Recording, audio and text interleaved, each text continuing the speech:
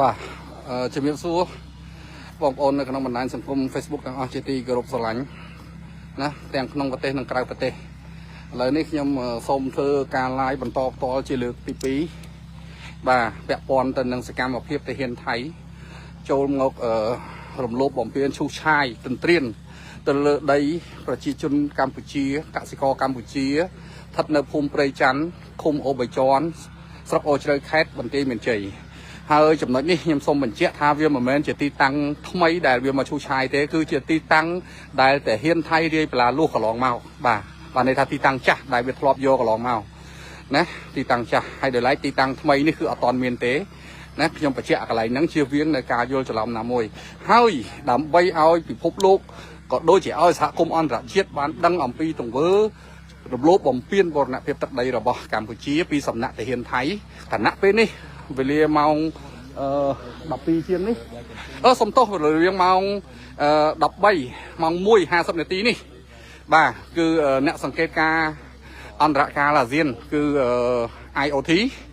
កំពុងតែធ្វើដំណើរមកកាន់ទីនេះហើយបាទបន្តិចទៀតគាត់នឹងមកឃើញអំពីសកម្មភាពនេះបាទណាសកម្មភាពគេមកឃើញណានិយាយឲ្យចំទៅគេហៅថាអ្នកសង្កេតការអាស៊ានគេចង់មកឃើញសកម្មភាពនឹងជាក់ស្ដែងកុំឲ្យថាកម្ពុជាចេះតែប្រឌិតរឿងហើយក៏កុំចង់ឲ្យក៏មិនចង់ឲ្យថៃចេះតែបង្កើតព័ត៌មានคล้ายៗវាយប្រហារមកលើប្រទេសកម្ពុជាបាទណាបងប្អូនជួយ share បន្តទៀតណា share ឲ្យច្រើន share ឲ្យពិភពលោកបានដឹងថាថៃពិតជាបានរំលោភបំពានឈ្លានពានទៅលើបូរណភាពទឹកដីកម្ពុជាហើយនេះអាដីដែលវាកំពុងតែឈូសនេះណាគឺជាដីដែលវារាយបលាលួសកន្លងមកនោះណា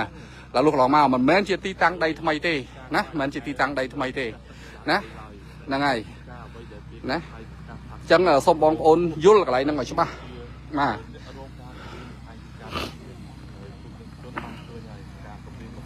share បងប្អូននាំគ្នា share ឲ្យច្រើនទៅ share ឲ្យច្រើនដើម្បីឲ្យពិភពលោកបានដឹងណាទីទៀតអ្នកសង្កេតការអាស៊ានអ្នកសង្កេតការអន្តរកាលអាស៊ានមកដល់ហើយបាទឡាយបានមកសេរីក្មួយមកទីនេះណាអត់មានរដ្ឋាភិបាលអត់មានក្រសួងណាហាមទេណាគឺមកផ្សាយការពិតណាហើយអ្វីដែលយើងកោតសរសើរគឺប្រជាពលរដ្ឋយើងមានសិលធម៌ណាល្អវិន័យល្អបងប្អូនមើលឃើញណាអត់មានប្រជាជនណាមកចេញតតាំងប្រមូលផ្ដុំលើកដបងលើកអីដូចមុនអីតវ៉ាជាមួយថៃទេអត់មានទេណាសិតតែទាំងអស់នេះសិតតែអ្នកកសែតទេ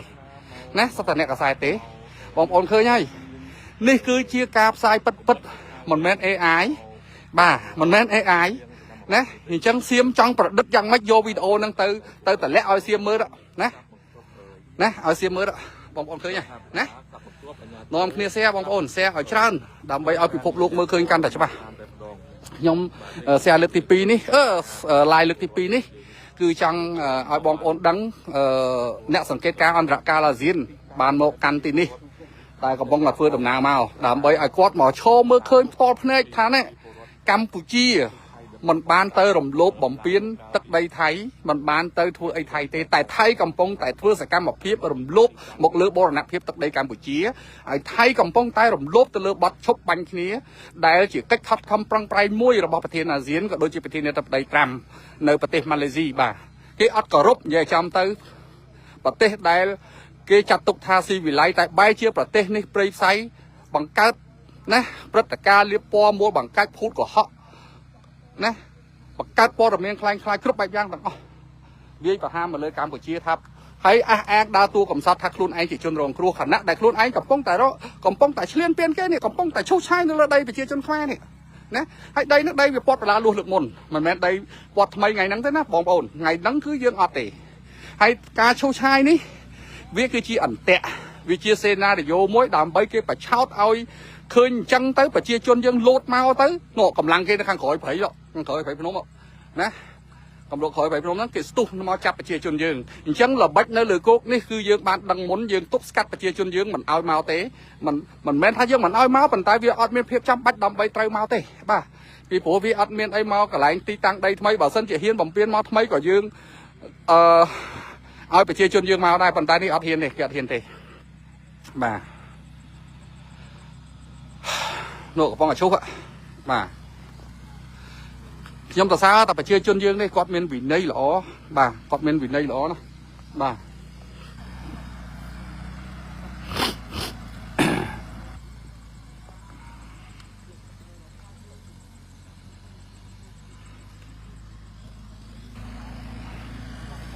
นู่นแต่เห็นcái này khá nó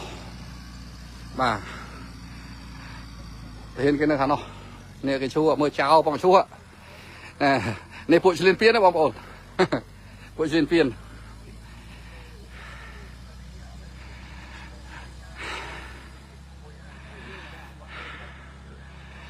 xe tiết bông ổn cùng thôn tròn xe tư đường chiết dương ba mình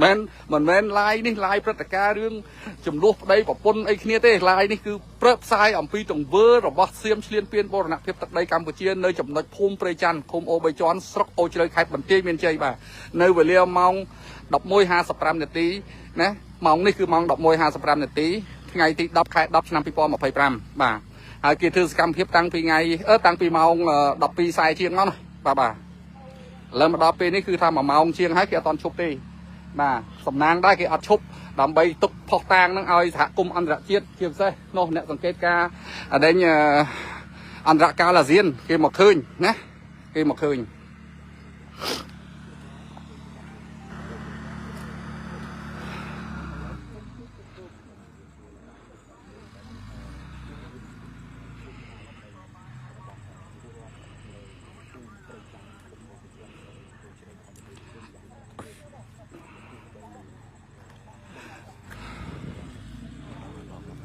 bàមក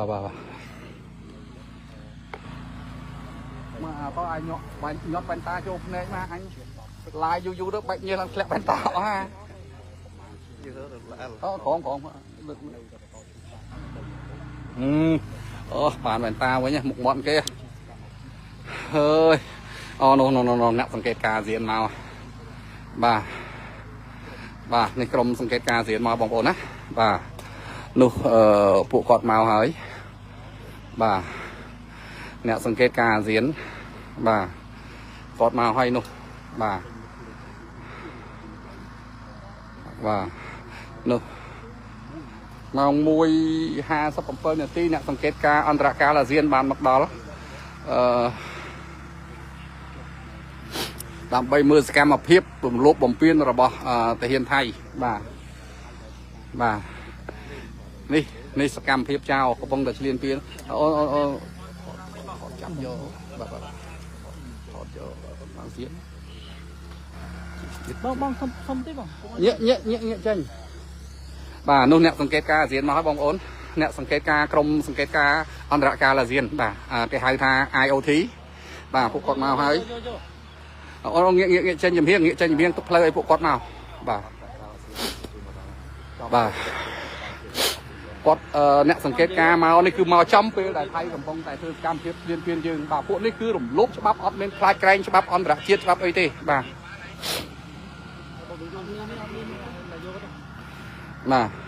នេះអ្នកសង្កេតការអាស៊ានមកដល់ហើយឯកឧត្តមអបបាអ៊ុំរាត្រីបាទអភិបាលខេត្តបន្ទាយមានជ័យនាំអ្នកសង្កេតការមកបាទនេះអាចគាត់មកឈរនៅទីនេះបានបាទនេះអ្នកសង្កេតការបាទនេះអ្នកសង្កេតការអាស៊ានមកហើយបាទ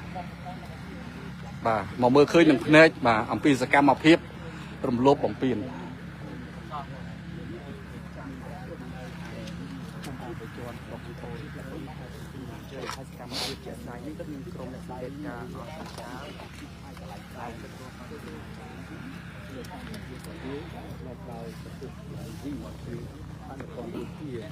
បាទបងប្អូនមើលនេះមានការអញ្ជើញសម្រាប់ជំនួសដោយដំណើរឯកនៃទទួលការពិជាផងដែរ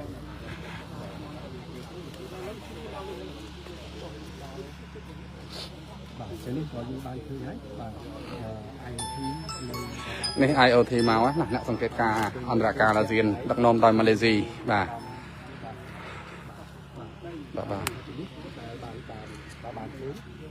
បងប្អូនមើលទៅបាទ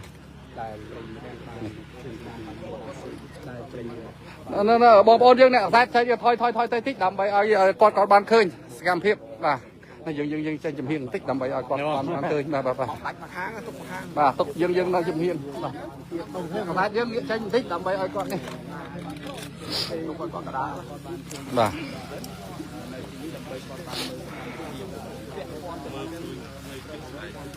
បាទ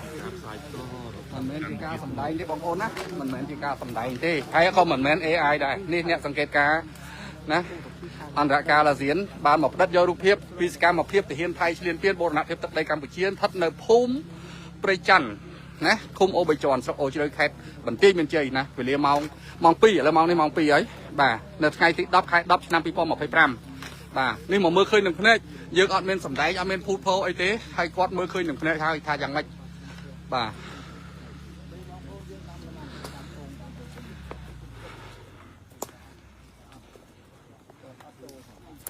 បាទអត់ខ្លាចច្បាប់ទេបងប្អូនអត់ខ្លាចច្បាប់អន្តរជាតិអត់ខ្លាចអត់គោរពសហគមន៍អាស៊ានអត់គោរពស្អីទេពួកនេះ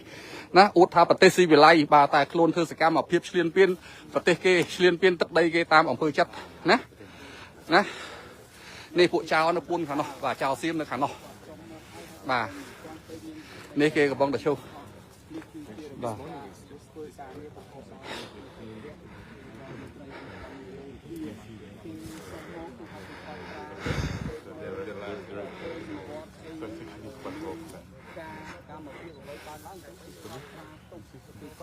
បាទជួយ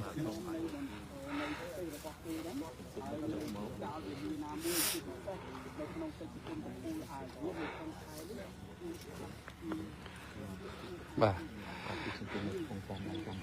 បាទ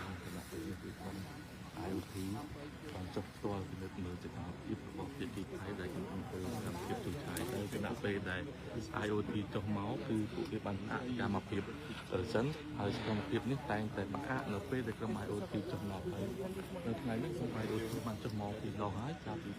ព្រឹកម៉ោង1ដងឥឡូវនេះគឺបានចុះមកម្ដងទៀតហើយដើម្បីពិនិត្យភាគស្ថិតនៅសកម្មភាពបាទ IoT គាត់ចុះមកមើលណាចុះមើលសកម្មភាពផ្ទាល់ហ្មងបាទនេះមិនមែនជារូប AI ទេហើយទេនេះឥឡូវវាផ្អាកហើយផ្អាកទៅទៅហើយសកម្មភាពរបស់វាផ្អាកមុនវាឈូសអស់ទេវានៅឈូសចឹងវាឈូសចឹងវាឈូសទៀតទេនោះឈូសទៀតហើយតឈូសទៀតហ្នឹងវាអត់ខ្លាចទេមិនខ្លាចខាងក្រុម IoT ដែលចុះមកមើលផ្ទាល់ទេនេះទស្សនិកជនបានឃើញនឹងភ្នែកហើយមិនមែនជា AI ឬអីទេនេះរូបពិតវីដេអូពិតពិចារណានឹងគិតដោយខ្លួនឯងថាតើអ្នកណាបំពេញអ្នកណាសំបីតែក្រុម IoT ដែលចុះមកផ្ទាល់ហើយក៏ពួកគេមិនเข้าខ្លាចឬក៏មិនខ្វាយខ្វល់នៅសកម្មភាពនេះដែរទីជនបាននៅតែបន្តធ្វើសកម្មភាពទៀតអនុទេឥឡូវទៅទៀតហើយបន្តធ្វើបាទនេះ IoT បាទដោយគាត់មកសង្កេតមើលដោយផ្ទាល់ភ្នែកអំពីទង្វើឈ្លានពានរបស់ថៃលើបូរណភាពទឹកដីកម្ពុជាយើងនៅចំណុចភូមិព្រៃច័ន្ទឃុំអូបៃជាន់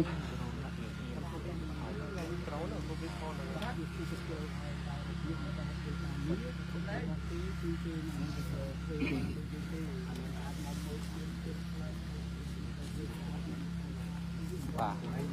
បងប្អូនឃើញអ្នកសង្កេតការអាស៊ានណាមកបាទឲ្យឃើញអំពីសកម្មភាពឈ្លានពានរបស់ថៃលើបូរណភាពទឹកដីកម្ពុជាហើយឲ្យឃើញអំពីទង្វើរបស់ថៃដែលកំពុងធ្វើសកម្មភាពរំលោភលើបទជបញ្ញគ្នាបាទ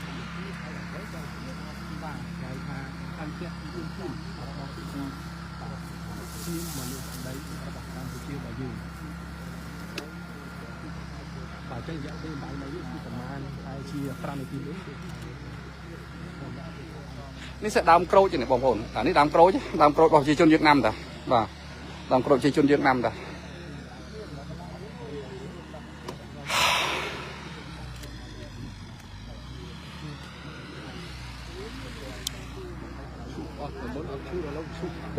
អានឹងទីតាំងចាស់អាការវាពណ៌បន្លាលុះមុនបាទវាហ៊ានឈូសចេញថ្មីទេឈូសចេញថ្មីយើងអត់ឲ្យឈូសទេ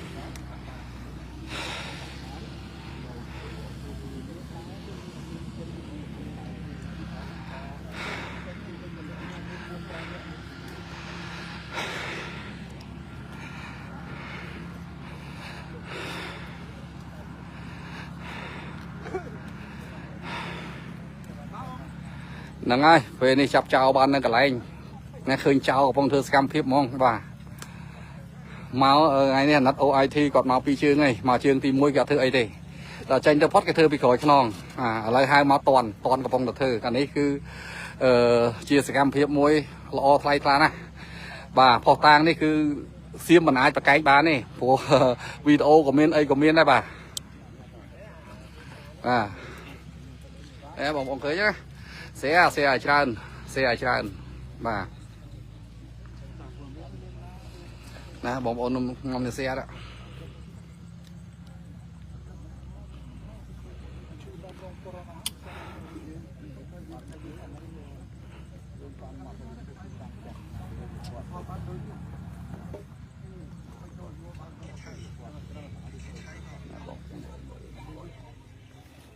តែវាមិនហ៊ានទេអូអាធីមក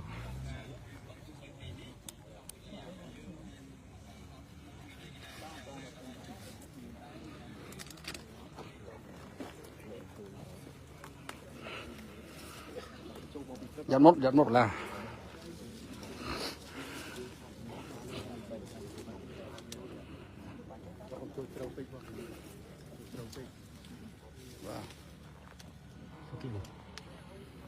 ទេគាត់កំថតមើលសកម្មភាព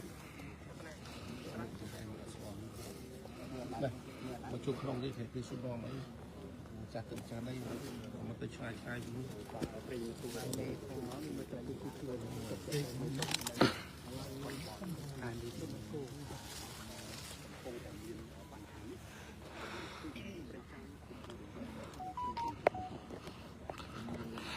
បើអញញុកម្ដងទៀតមកអត់វាញើសពេក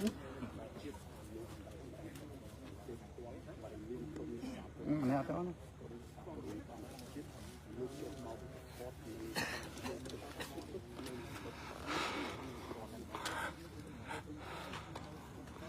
អូវាចុះធានវាចូលមកនៅកន្លែងគ្រឿងចាក់ប្រហែលជាអាចប្រាប់ថាមាន OT IT OIOT មកតែមើលនៅឡានពេទ្យវាចូលមកឡានពេទ្យទាហានវាចូលមកនេះស៊ូមចេញមកនោះស៊ូមនោះឡានពេទ្យវាចូលមកឡានពេទ្យទាហានវាហើយកុំចូលជ្រៅពេកអូនខ្ញុំចូលជ្រៅ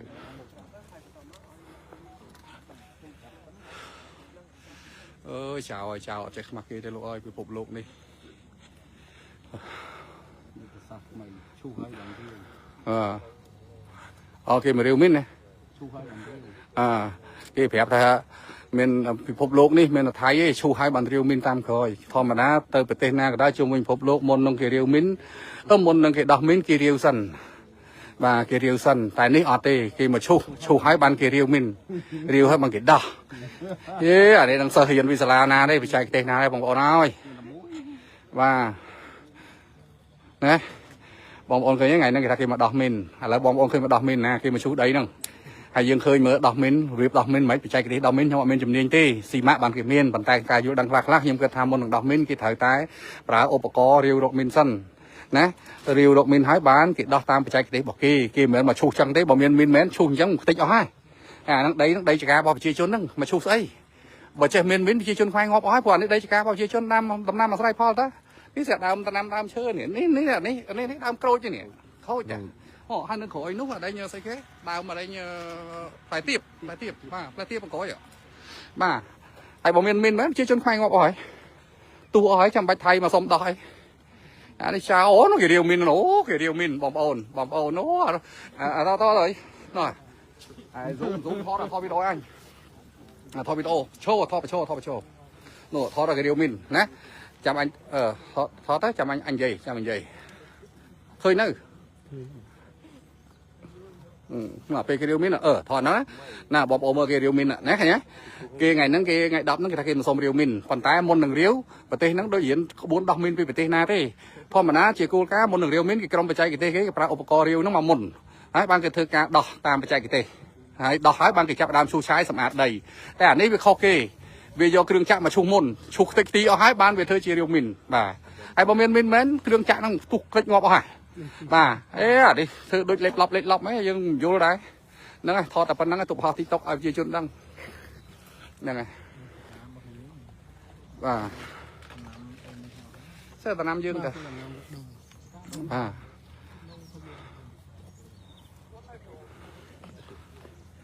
គេសំដែងមិនឈូសអើយឈូសតើពេលឃើញ IoT មកគេធ្វើជាចុះរាវមីនអូបើឲ្យសំដែងគ្រប់រឿងបាទអូយក៏ទៅថាយើងមើលកុនវាប៉ិនសំដែងនៅក្នុងក្រៅក៏ប៉ិនសំដែងដែរពួកនេះបាទបងប្អូនមើលឃើញស្រាប់ទេណាមួយថ្ងៃឯងវាបើកឈូសឆាយគ្មានអីទេនៅតែហ៊ានវានៅក្រោមដើមឈើណោះប៉ុន្តែដល់ពេលឃើញ IoT មកគេធ្វើជាមកកាប់ឆ្កាណារាវមីនរាវអីអូ my god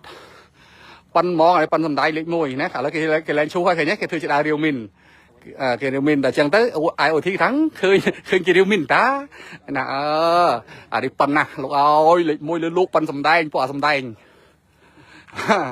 បងប្អូនអើយបងប្អូនមើលទៅលេខ1ហ្មងអានេះមានណាសំដែងដូចទេឈូសដីប្រជាជនមួយថ្ងៃហើយដល់ទៅពេល IoT មកគេធ្វើជាសំដែងរាវមីនខ្ញុំឡាយខ្ញុំហត់តែប៉ុន្តែពេលនេះខ្ញុំលែងហត់តែខ្ញុំសប្បាយចិត្តវិញខ្ញុំមើលរឿងកំ pl ែងខ្ញុំមើលរឿងពួកថៃទាហានថៃសំដែងនៅភូមិព្រៃច័ន្ទនេះល្អមើលតែរឿងកំ pl ែងវិញឥឡូវ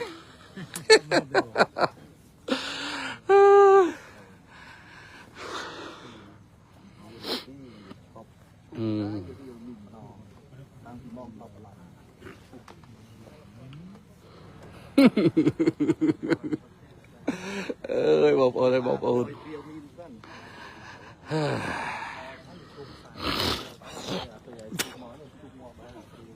បាទបាទមេរៀនថ្មីខ្ញុំរៀនចេះពីថៃមួយទៀតហើយបាទនេះ IoT គាត់ទៅវិញហើយបាទអរគុណណាស់ពួកគាត់មកមើលឃើញការពិតនៅនេះបាទ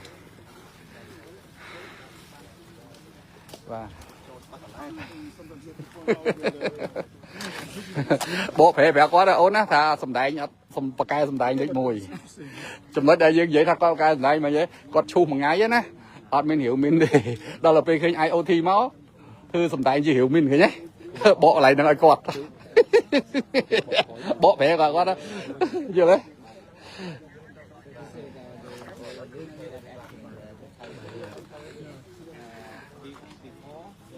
បាយវិញប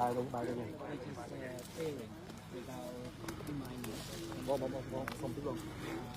Now when they arrive we start counting